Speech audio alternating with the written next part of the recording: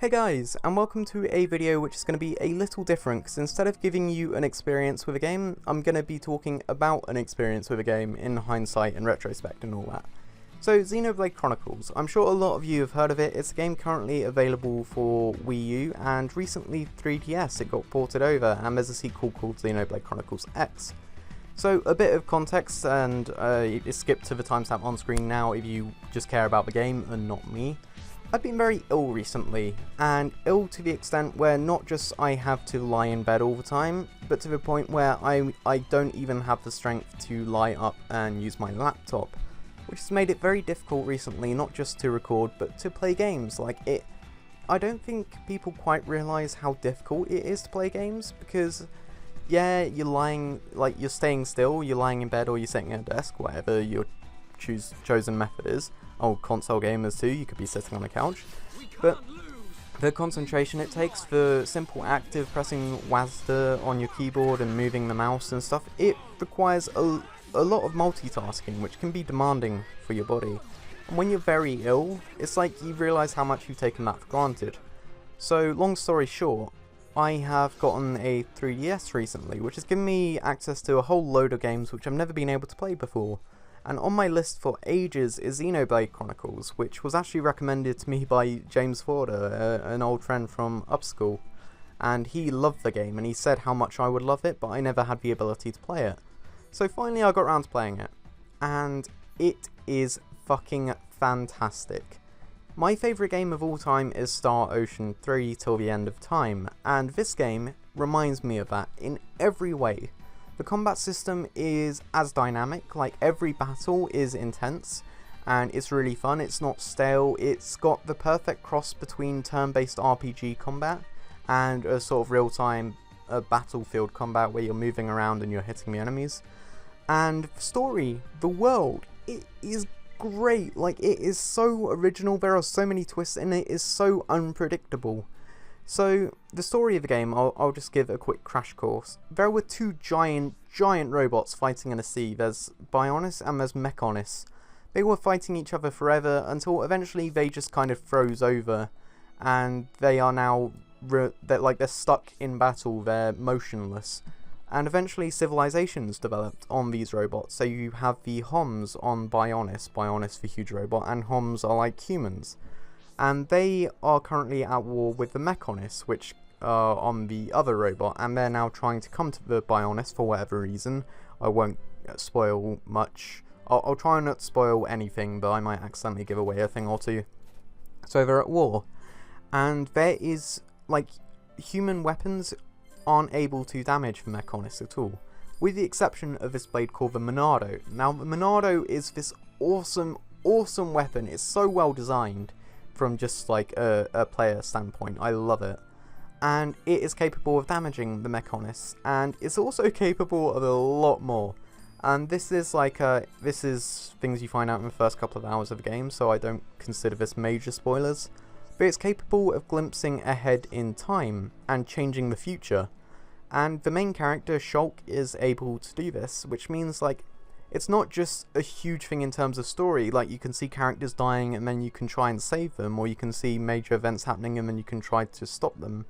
But even in combat, it comes into play. Like if in battle one of your characters is about to get killed by a powerful attack, you see that happen, and then you get a chance to, like, tell your character to put up a shield, or tell your character to heal himself, or tell your character to reduce their aggro so that the enemy starts attacking another character who can survive the hit.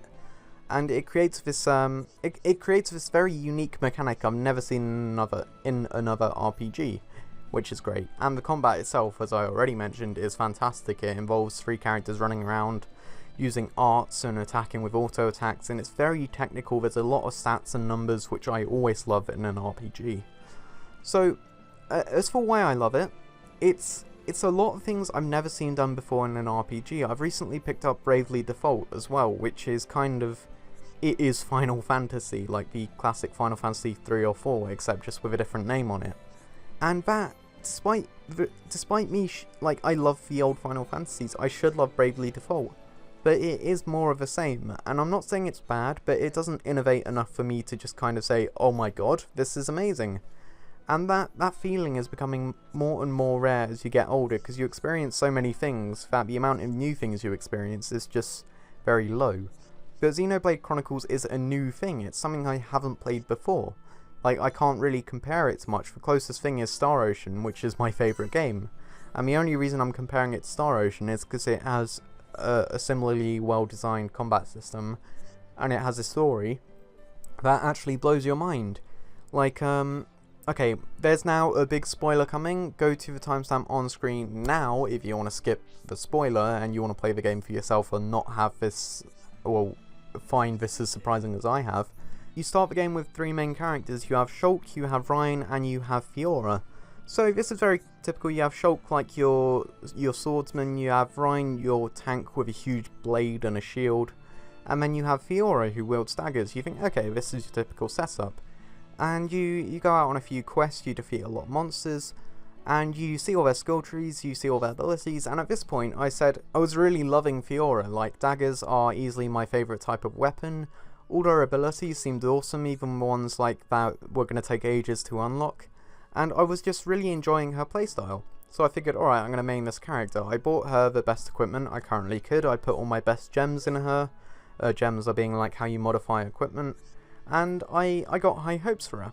And then there's this thing happened where the city got attacked by the Mechonists. It was the first time the Mechonists had come back and started attacking the Homs in ages. And this is when Shulk realised he had the ability to see into the future, because he saw Fiora get killed by this faced Mechonist. And it was like, it was a shock for him. So I was like, okay, yeah, he's gonna change the future, and he's gonna save her, and he's gonna realise he has that ability.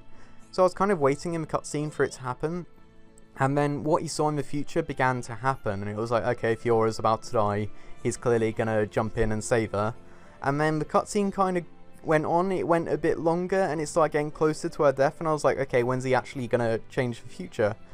And then just suddenly she got killed. Like, the thing that he glimpsed in the future actually happened.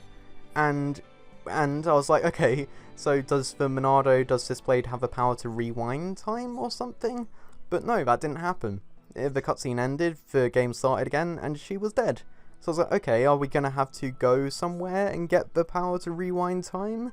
But hours dragged on. Eventually I hit 30 hours in the game, and I suddenly realised she's gone, isn't she? I've actually lost their main character. And I know, I guess you could say Final Fantasy VII did that, with a character who shall not be named in case I spoil like a really, really old game for anybody, but it kills off one of your playable characters.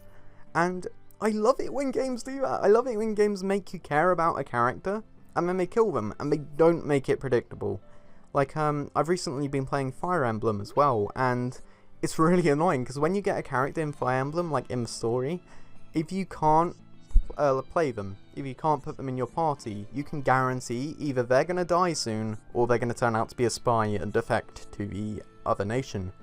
And it was painful how obvious that was, because it happened like 5 or 6 times in one of the stories in Fire Emblem Fates, which was kind of frustrating. But yeah, it was really unpredictable, and it was so well done. Like, it actually made me think, fuck. And I felt the pain Shulk felt, I guess, and it's very rare when games can make you do that. But this, like, a lot of moments have happened like that in Xenoblade Chronicles. It's had a lot of plot twists, and I should mention, spoilers are over now. Overall, Xenoblade Chronicles, my experience with it has been great. It's been very unpredictable, it's been full of plot twists, it's had great gameplay, and I want to keep on playing. It's got a full world to explore, and I want to explore more and more of it. So yeah, I just wanted to do this video to let people know how much I'm enjoying Xenoblade Chronicles, and to heartily recommend it if anyone has been on the fence about picking it up. I myself, and I know a lot of people say this, it's made me want to buy a Wii U just to get Xenoblade Chronicles X, and a lot of people are saying that game is a console selling title, and that the Wii U is worth it simply for Xenoblade Chronicles X. But like, I've recently got the 3DS, so I don't really think it's very sensible going and buying a new platform. But if people enjoyed this kind of video and they want to see my experiences with loads of other games which I've not been able to play over the last decade, then I would be happy to do these. These videos are great because with this, with being this ill, it's nice to just sit back and talk instead of having to talk and concentrate and play at the same time. It can be a little demanding for me recently. But yeah, this is my thoughts on Xenoblade Chronicles. I'm loving it. I would love to hear other people's thoughts on Xenoblade Chronicles. Please do not spoil anything in the comments below.